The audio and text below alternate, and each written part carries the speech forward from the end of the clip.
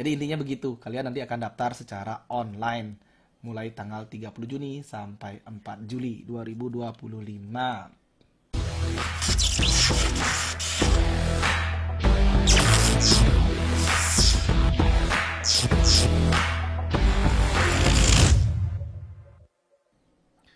Halo adik-adik pelajar, khususnya siswa kelas 9 SMP yang sebentar lagi mau tamat ini ya.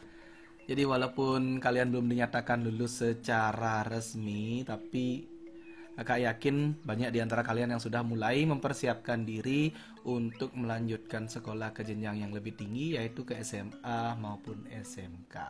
Nah, pada kesempatan ini kakak bermaksud untuk berbagi informasi dengan kalian mengenai apa saja yang bisa kalian persiapkan untuk mendaftar nanti, gitu ya. Tetapi sebelumnya disclaimer terlebih dahulu bahwa ini bukanlah informasi resmi atau situs resmi tentang SPMB gitu ya. Ini hanya inisiatif dari saya untuk membantu siswa untuk memberikan informasi awal sekiranya masih banyak yang belum jelas begitu. Bagi yang sudah mengerti ya boleh lewat lah ya. Tapi ini bagi siswa yang mungkin masih bingung untuk menyiapkan apa yang harus dipersiapkan. Dan sekali lagi ini adalah informasi mengenai persiapan awal. Mengenai detailnya nanti mungkin kita akan buatkan video yang lebih rinci pada video-video berikutnya. Nah, hal pertama yang sering ditanyakan adalah kapan daftar? Kapan daftar gitu ya. Ini sudah ada pengumumannya secara resmi bahwa nanti pendaftaran akan dibuka tanggal 30 Juni sampai tanggal 4 Juli. Jadi ada 5 harinya. Tapi ini masih lama ya kan, sekarang baru berapa ya? Awal Mei ya. Masih ada hampir 2 bulan. 2 bulan kurang dikit lah ya. Nanti mendaftarnya itu secara online. Artinya mendaftarnya lewat situs internet. Kita harus buka internet gitu ya. Ini 2 situsnya. Yang pertama ini di atas nih untuk yang SMA, yang di bawah ini untuk yang SMK. Nah, perlu kalian ketahui bahwa nanti kalau kalian daftar SMA, kalian tidak akan bisa daftar di SMK atau sebaliknya. Jadi hanya bisa daftar di salah satu. Itu biasanya. Ya, dan sekarang kalau dibuka ini sepertinya belum ada ini, masih dibikin ini ya. Jadi bersabar karena juga masih lama. Jadi intinya begitu, kalian nanti akan daftar secara online mulai tanggal 30 Juni sampai 4 Juli 2025. Nah, kemudian pertanyaan berikutnya, apakah saya harus datang ke sekolah, Pak? Gitu ya. Misalkan saya mau ke SMK Negeri 1 Tambak Siring, apakah saya harus ke sekolah untuk daftar? Jawabannya adalah tidak harus atau tidak perlu malah ya. Tidak harus, tidak perlu, tapi kalau kalian pingin ya boleh aja sih ya. Kenapa tidak harus dan tidak perlu? Karena daftarnya lewat online tadi. Lewat online itu artinya kalian menggunakan komputer, laptop, atau smartphone yang terkoneksi dengan internet dengan cara membuka situs yang tadi gitu ya. Jadi bisa dilakukan di mana saja. Kalau kalian pingin ke sekolah langsung boleh, tetapi tetap saja kalian harus mendaftar sendiri. Hanya saja di sekolah itu biasanya disediakan posko informasi terkait SPMB. Jadi kalau nanti kalian punya pertanyaan, kalian boleh menanyakan di sana, nanti akan diberikan penjelasan. Namun kembali lagi mendaftarnya harus masing-masing lagi ya, sendiri-sendiri daftarnya. Begitu. Jadi sekolah hanya sebatas menyediakan informasi. Seperti itu, jadi kalian tidak harus datang ke sekolah, itu kesimpulannya ya. Apa saja yang harus dipersiapkan sejak awal? Nah, ini yang penting yang harus kalian siapkan, yang bisa disiapkan dari sekarang. Yang pertama adalah kartu keluarga atau KK. Ini pasti punya lah ya. Kartu keluarga disiapkan terlebih dahulu, yang asli ya. Kemudian akte kelahiran, atau juga yang bilang akte kena lahir atau surat keterangan kelahiran. Ada yang bilang seperti itu.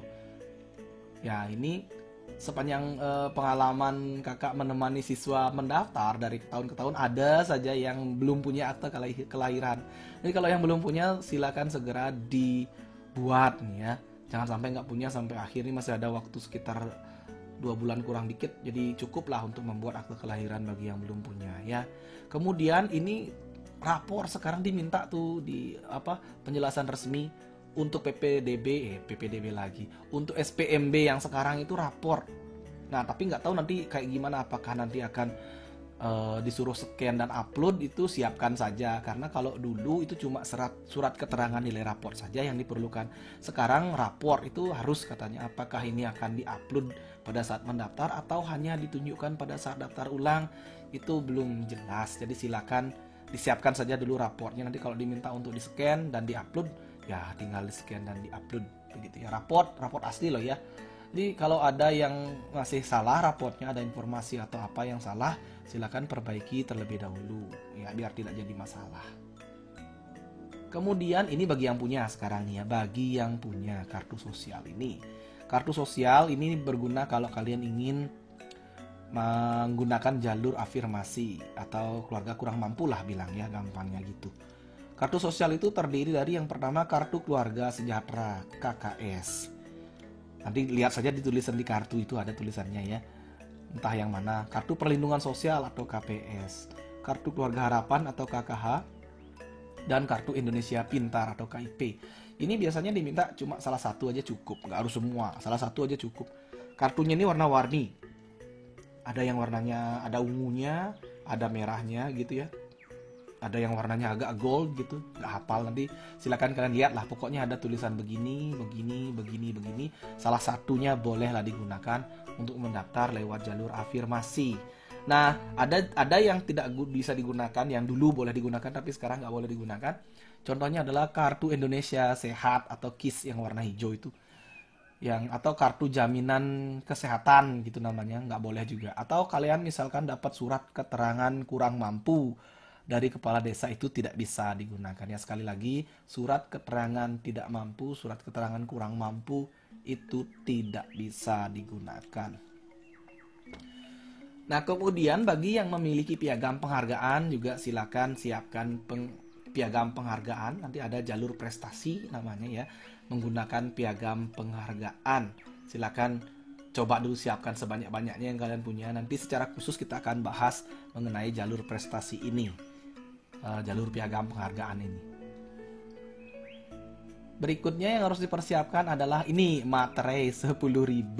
Jadi ada nanti surat nih yang berkaitan dengan yang berikutnya ini, surat pernyataan orang tua atau wali. Ini ada, nanti kalian membuat ini ya, ada formatnya nanti di belakang. Ini surat pernyataan orang tua atau wali ini nanti harus dibubuhi materai 10.000. Jadi ini kelihatan hal yang sepele ya adik-adik ya, tetapi nanti kalau seandainya ternyata semuanya menunda-nunda terus belinya sekalian pas mau daftar, itu biasanya karena yang daftar itu ratusan bahkan ribuan orang, biasanya yang jual tuh kelabakan, banyak yang habis gitu ya, akhirnya nggak dapat beli. Oleh karena itu mending dari sekarang siapkan materai 10.000, jangan sampai nanti semua toko kehabisan materai gitu. Itu yang terjadi dulu-dulu ya, jangan sampai seperti itu.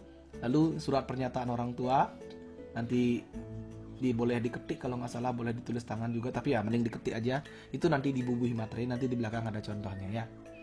Kemudian surat keterangan lulus atau SKL, kan nggak mungkin kalian dapat ijazah ya, jadi nggak mungkin daftarnya pakai ijazah nih bagi yang baru lulus nih. Kalau misalkan kalian lulus dulu dan baru ngelanjutin sekarang ya ada ijazahnya, pakai ijazah boleh, tapi ya udah secara umum kita bilang surat keterangan lulus atau SKL, dan ini surat keterangan nilai raport.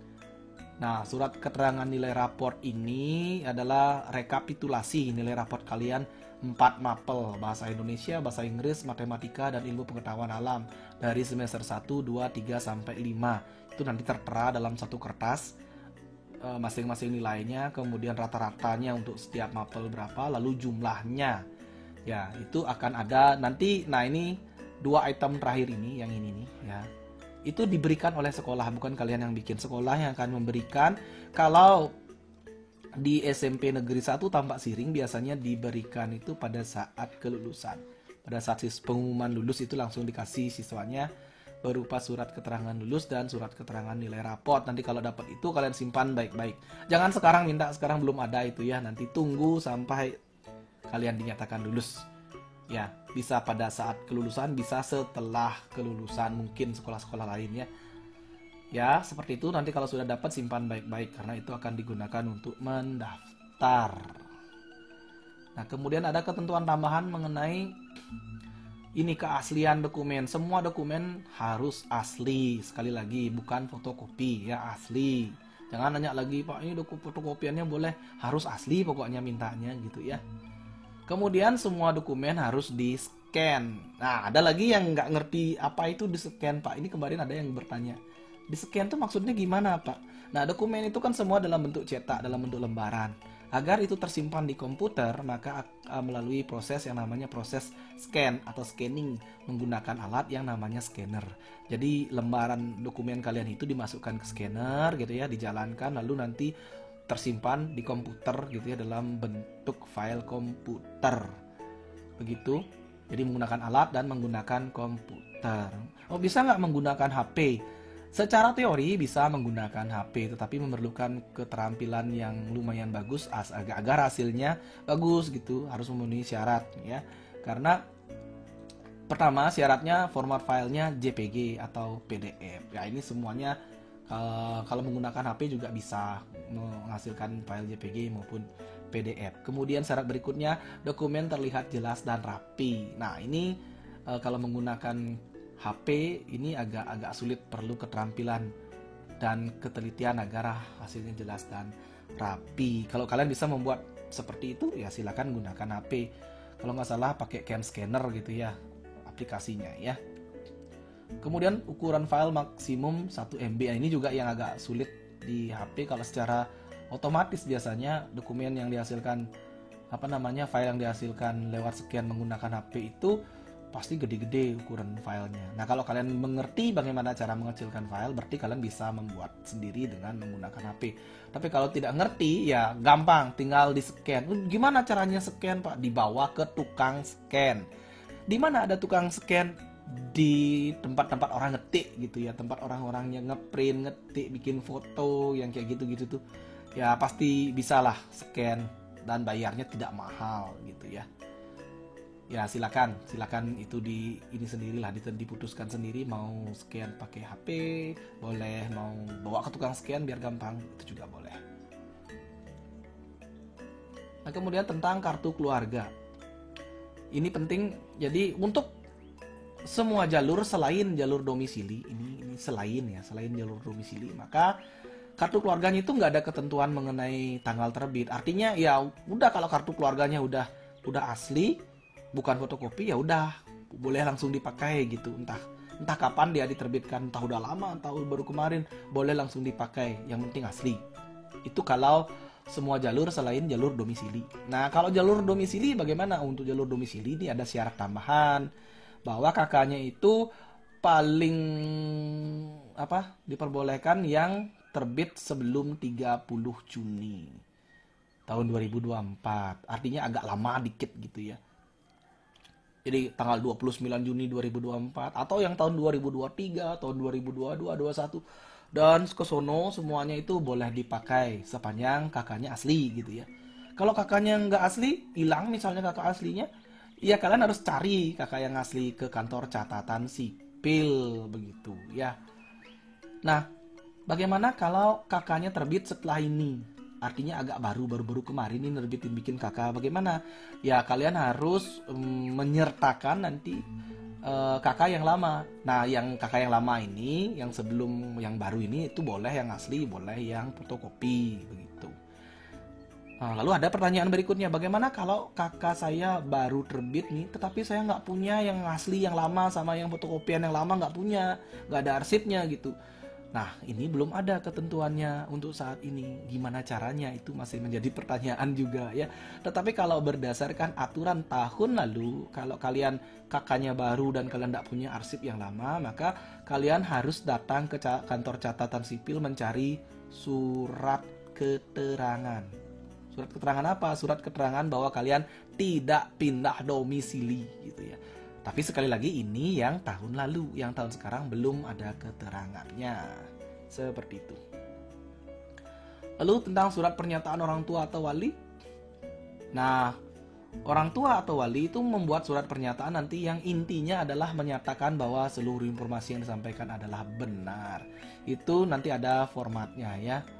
Nah, formatnya itu bisa didapat dari portal SPMB resmi Distrik-Pora Bali nanti itu ya. Atau kalau berdasarkan tahun lalu kira-kira seperti ini surat pernyataannya ya. Silakan dibaca sendiri lah ya. Ini ada identitas bagian atas, ini identitas ini wali atau ortu ya, ortu ya. Lalu yang ini baru siswa yang di bawahnya ya. Dan ini tinggal disalin saja. Kemudian di sini diisi tempat dan tanggal, tempel materai, isi nama ortu di sini ya. Nama ortu, bukan nama kalian, nama ortu. Baru setelah materai ditempel baru ditanda tangan ya, kena materainya sedikit seperti itu. Jadi materai harus ditempel terlebih dahulu. Nah, nanti biasanya di tempat-tempatnya Ken itu sekaligus nanti bisa bikin ini sekalian ya. Jangan khawatir tentang hal ini gitu ya. Yang tentu ya dalam hal ini yang perlu disiapkan ya materai ini terlebih dahulu. Mengenai suratnya nanti di tukang scan bisa kalian bikin langsung. Baik, itu penjelasan awal, semoga bermanfaat dan membantu. Mengenai penjelasan lebih rinci kita akan buat video-video berikutnya. Selamat mempersiapkan pendaftaran, semoga sukses selalu.